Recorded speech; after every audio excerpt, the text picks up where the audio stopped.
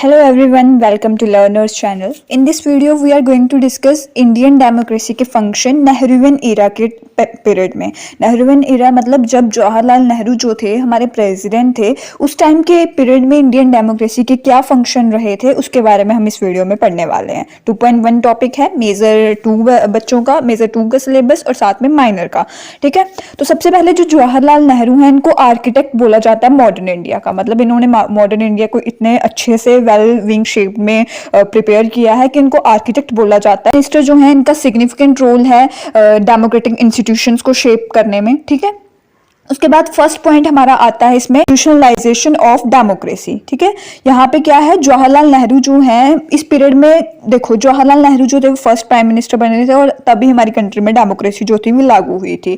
तो ये पीरियड जो था वो एक्सपेरिमेंटेशन का था, इम्प्लीमेंटेशन का था। बहुत ज्यादा चीजें जो थी वो लाई गई, लागू की गई। क्या एक्सपेरिमेंट, तब फर्स्ट टाइम डेमोक्रेसी थी तो फर्स्ट टाइम एक्सपेरिमेंट भी हो रहे थे, तो इम्प्लीमेंटेशन हुई चीजों की। तो ऑब्जेक्टिव रेजोल्यूशन जो था वो 13 दिसंबर 1946 को जवाहरलाल नेहरू ने इंट्रोड्यूस किया था। इसमें हमारे फ्लैग के कलर्स के बारे में भी बताया गया था, fundamental rights, socio economic equality, ये सब कुछ जो था ये जवाहरलाल नेहरू ने बताया था। ठीक है, ऑब्जेक्टिव रेजोल्यूशन में अनटचेबिलिटी की एबोलिशन के बारे में, एक्सप्लॉयटेशन के अगेंस्ट राइट के बारे में, ये चैंपियन रह चुके थे एक्सप्रेशन और थॉट के। मतलब एक्सप्रेशन और थॉट के जो फ्रीडम है उसके लिए ये चैंपियन रह चुके थे और इन्होंने एसोसिएशंस को फॉर्म करने का भी राइट जो था वो देने का बताया इसमें ऑब्जेक्टिव रेजोल्यूशन में। तो ये क्या था, इंस्टीट्यूशनलाइजेशन ऑफ डेमोक्रेसी। यही स्टार्टिंग पॉइंट था जब उन्होंने freedom of expression and thought दी, राइट टू फॉर्म एसोसिएशन दिया।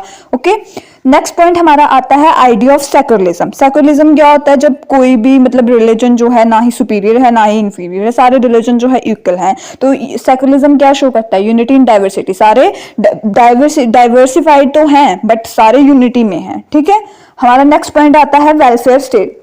वेलफेयर स्टेट में क्या होगा, पुअरेस्ट की वेलफेयर। ठीक है, इन्होंने बोला कि वेलफेयर स्टेट है होगी हमारी इंडिया, जो पुअर लोग हैं उनकी वेलफेयर सोची जाएगी और जो मार्जिनलाइज्ड लोग हैं, जो भले बहुत थोड़े हैं और वो जंगलों में रह रहे हैं, उनके बारे में भी सोचा जाएगा।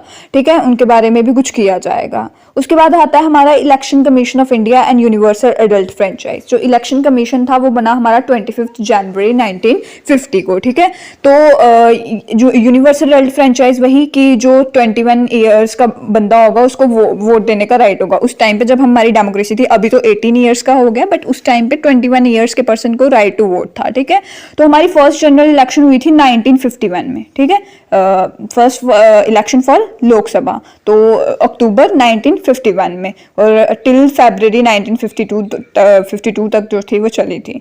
ठीक है, उसके बाद क्या आता है, establishment of institution and excellence. बहुत ज़्यादा इंस्टीट्यूशंस की इस्टेब्लिशमेंट हुई, साइंटिफिक बेस बनाया गया इंडिया की स्पेस सुप्रीमेसी के लिए, जैसे कि इसरो या फिर IITS, Indian institutes of technologies, university, ये सब कुछ जो था ये इंस्टीट्यूशंस की इस्टेब्लिशमेंट की जा रही थी इस पीरियड में। किस पीरियड में, नेहरूवियन इरा में, जब नेहरू जो थे, जवाहरलाल नेहरू जो थे वो प्राइम मिनिस्टर थे इंडिया के। उसके बाद 5 ईयर प्लान जो था वो इंट्रोड्यूस किया गया 1951 में। कब इंट्रोड्यूस किया गया, 1951 में। इसमें क्या था, एग्रीकल्चर के ऊपर स्पॉटलाइट की गई, इरिगेशन के ऊपर, प्राइमरी सेक्टर जो था वो डेवलप्ड होना चाहिए। तो 5 ईयर प्लान में क्या क्या बोला गया कि एग्रीकल्चर के ऊपर ध्यान दो और इरिगेशन फैसिलिटीज के ऊपर, प्राइमरी सेक्टर को डेवलपमेंट करने के लिए। ठीक है, तो इनकी टारगेट ग्रोथ कितनी रही थी, 2.1, बट इन्होंने उससे ज्यादा अचीव करी। 5 ईयर प्लान में इन्होंने उससे क्या किया, ज्यादा अचीव की। रिकॉर्ड कितनी हुई, 3.6। टारगेट कितनी थी, 2.1, और रिकॉर्ड कितनी हुई, 3.6।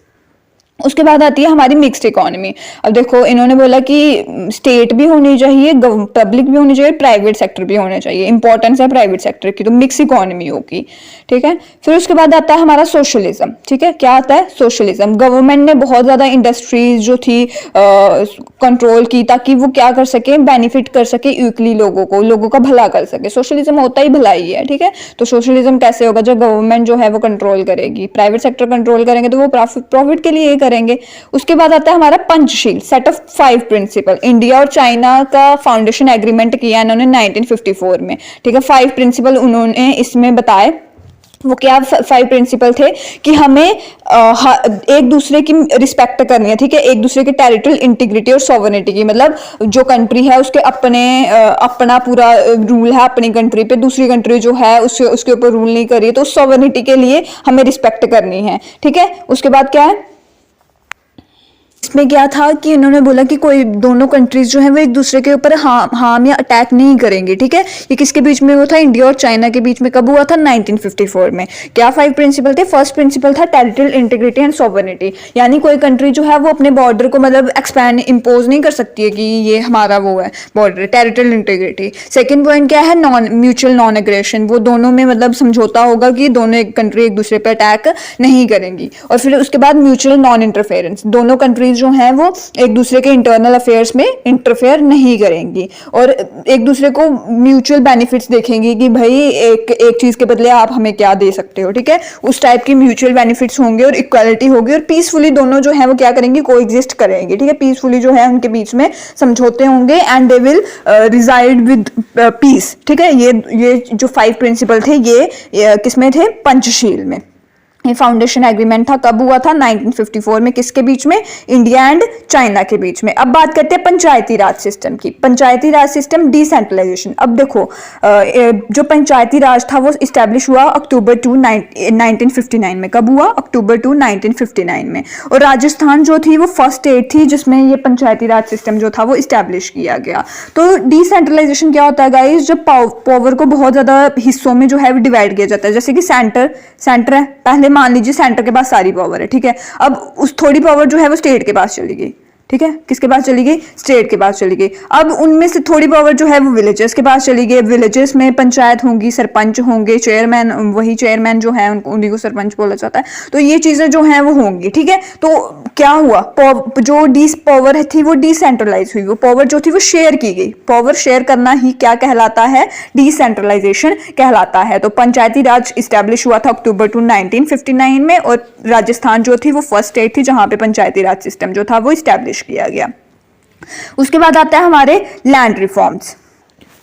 लैंड रिफॉर्म्स में चेयरमैनशिप किसकी थी उस टाइम पे, जेसी कुमारप्पन की। जेसी कुमारप्पन जो थे उनकी चेयरमैनशिप थी। तो इनमें रिफॉर्म्स में क्या क्या किया गया, फर्स्ट एबोलिशन ऑफ इंटरमीडियरीज, मतलब जो स्टेट और जो पीजेंट होता था उसके बीच में जो इंटरमीडियरीज जो होते थे ना उनको एबॉलिश कर दिया गया। भाई तुम लोगों का कोई काम नहीं है, तुम लोगों की कोई ज़रूरत नहीं है, तो तुम जाओ, ठीक है। उसके बाद आता है टेनेंसी रिफॉर्म्स। टेनेंसी रिफॉर्म्स में क्या होता था, जैसे कि कोई पर्सन है वो किसी की लैंड पे काम कर रहा है, कोई पीजेंट है वो किसी की लैंड पे काम कर रहा है, तो उसको क्या पता उसको रेंट कम मिले, वो क्या करे, उस पर्सन को सब कुछ दे दे, उसका जितनी भी उसकी प्रोडक्शन हुई है क्या पता वो पर्सन ही सारी ले ले। अगर उस बाय द वे उसकी कोई प्रोडक्शन हुई नहीं है फिर भी उसको रेंट देना पड़ेगा उस पर्सन को। तो इसमें चेंजेस लाए गए कि अगर फॉर एग्जाम्पल एक पर्सन जो है वो कर रहा है काम और उसका कुछ ग्रो नहीं होता है तो वो फिर इतना ज़्यादा हाई पे रेंट कैसे देगा उस पर्सन को जिसकी ज़मीन है। तो ऐसा उसमें क्या किया गया, रिफॉर्म्स लाए गए। उसके बाद आता है fixing ceilings on land holding, मतलब जो लैंड होल्डिंग है कि कोई पर्सन जो है उसके पास बहुत ज्यादा लैंड है, उसकी रखी गई क्वांटिटी की इतनी लैंड जो है एक पर्सन के पास होनी चाहिए। उसके बाद आता है कंसोलिडेशन ऑफ लैंड होल्डिंग, जो डिफरेंट पार्ट्स थे लोगों के मर्ज हुए थे, कोई एक पार्ट एक पर्सन का लेफ्ट साइड है, कोई दूसरी राइट साइड बहुत दूर जाके, तो उनको कंसोलिडेशन किया गया कि एक पर्सन की जमीन एक जगह पे होगी, वो डिफरेंट पार्ट्स पे नहीं करेगा, एक खेत यहाँ पे है, दूसरा खेत कहीं तीसरी जगह पे है, ऐसा नहीं होगा, एक ही जगह पे उसकी लैंड होगी। That is consolidation of land holding. उसके बाद आता है हमारा लैंड रीडिस्ट्रीब्यूशन। अब देखो कुछ पर्सन थे जिनके पास बिल्कुल भी लैंड नहीं थे, कुछ थे जिनके पास बहुत ज़्यादा लैंड थी, तो उस लैंड की क्या किया गया, रीडिस्ट्रीब्यूशन की गई कि हाँ सबके पास लैंड होनी चाहिए, तो थोड़े थोड़े हिस्से जो हैं वो सबको दिए गए जिनके पास नहीं था। उसके बाद आता है women right and social reforms. अब वीमेन, नेहरू जो थे वो स्ट्रॉन्ग एडवोकेट थे कि वीमेन जो है वो भी इक्वल है, जेंडर इक्वालिटी होनी चाहिए, वीमेन को भी राइट टू वोट होना चाहिए। तो हिंदू कोड बिल जो था वो पास हुआ, तो इसमें जो लॉज थे वो एक्ट बनाए गए। हिंदू कोड बिल में जितने भी लॉज बने, बिल पास हुआ, तो लॉ इसमें लॉज में से 4 एक्ट बनाए गए, ठीक है। तो मोनोगेमी होगा, मोनोगेमी यानी कि एक पर्सन जो है वो एक लेडी के साथ ही शादी कर सकता है, उसकी you can say unlimited wives नहीं हो सकती हैं। और राइट ऑफ डिवोर्स होगा। तो ये कुछ लॉज थे जो कब हुए, हिंदू कोड बिल में पास किए गए। उसके बाद आता है एजुकेशनल इनिशिएटिव्स, जैसे कि एम्स हो गया, all India institute of medical science, IIT, Indian institutes of management, NIT, national institute of technology, ये जो जितने भी एजुकेशनल इनिशिएटिव्स थे वो भी इस टाइम पे लिए गए, कब, ड्यूरिंग नेहरूवियन इरा, ठीक है। और फिर जैसे कि 5 ईयर प्लान था, गारंटी थी कि कंपल्सरी जो एजुकेशन है उसमें ये भी गारंटी करेगी कि बच्चों को प्राइमरीली जो एजुकेशन है 1st to 8th वो फ्री होगी, ठीक है, और कंपल्सरी होगी 1st to 8th। So these were the some educational initiatives were also prompted during Nehruvian era। एंड हमारा लास्ट पॉइंट अब क्या बचा है, इस टाइम पे 1 डोमिनेंट पार्टी सिस्टम था, that is Indian National Congress, INC। यही डोमिनेंट पॉलिटिकल पार्टी थी, इसी का सेंटर पे रोल था, इसी का स्टेट पे रोल था, ठीक है। तो इसी ने इन्होंने क्या किया, शेप किया high modernism of India, India को मॉडर्नाइजेशन की तरफ लेके के।